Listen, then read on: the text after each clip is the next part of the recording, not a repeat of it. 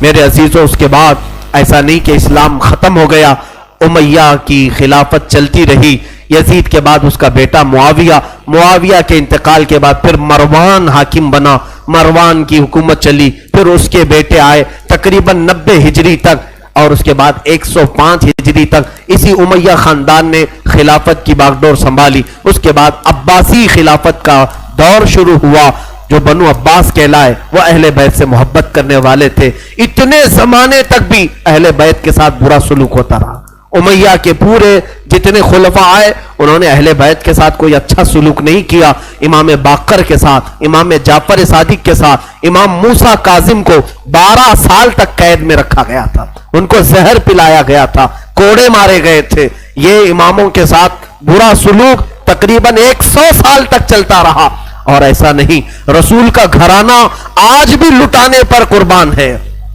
آج بھی اگر کوئی بات آ جائے تو دیکھنا رسول اللہ کی جو اصلی آل ہوں گے، اصلی اولاد ہوں گے، وہ قیادت کے لیے آگے بڑھیں گے اور اپنا سر بھی پیش کریں گے۔ ہندوستان کی فتح میں سلطان محمود غزنوی کے قافلے میں 2 شہزادے ایسے تھے کہ یہ قلعے کے پھاٹک پر، یہاں جب سلطان محمود غزنوی حملہ کے لیے آتے تھے، ہاتھیوں کو دوڑاتے تھے، اور جو قلعہ تھا یہاں ہندوستان کا جس کو فتح کرنا تھا، اس قلعے کے پھاٹک پر نوکیلے کیل لگے ہوئے تھے، ہاتھیوں کے سروں میں گھس جاتے تھے تو وہ ہاتھیاں چیخ کر کے پیچھے آ جاتی، قلعہ فتح نہیں ہوتا تھا۔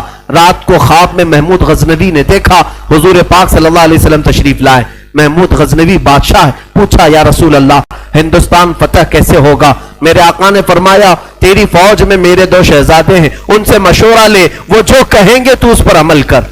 صبح اٹھا تو فوج میں دیکھا تو 2 آل رسول تھے، 2 نوجوان تھے، حاضر ہوا، کہا آپ میری فوج میں ہیں، میں نہیں جانتا تھا، آپ مجھے مشورہ دیں کہ کیا کرنا ہے۔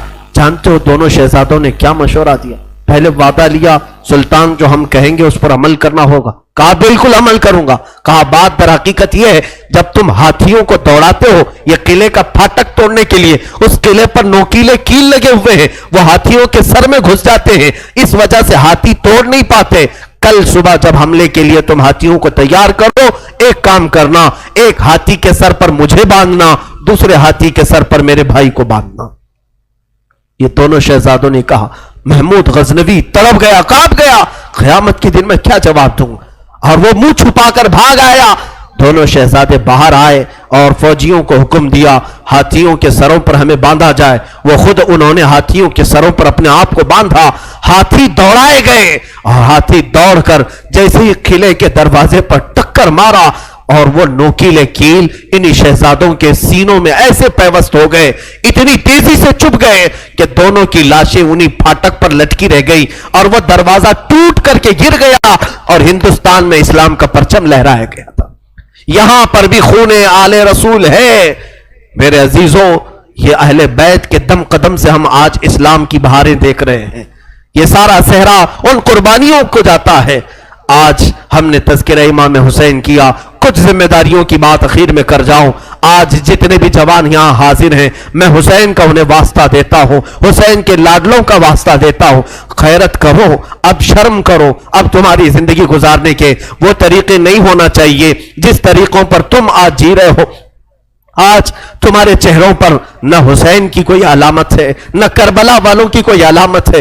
اے میرے عزیز بچوں، اے میری ماں اور بہنوں، اٹھو، کربلا والوں سے اگر تم محبت کرتے ہو تو آج علم حسین لو، اور علم حسین کا نام مپنجا نہیں بلکہ در حقیقت علم حسین قرآن مجید کا نام ہے۔ تم اپنے ہاتھوں میں اس مصحف پاک کو اٹھاؤ۔ کیا تم نہیں دیکھتے سر امام حسین بھی تلاوت کر رہا تھا جب دمشق کے بازار میں حسین کا سر لایا گیا تھا؟ اس وقت بھی لوگوں نے دیکھا نیزے کے اوپر سے امام حسین کے لبوں سے یاسین مبارکہ کی تلاوت کی آواز آ رہی تھی۔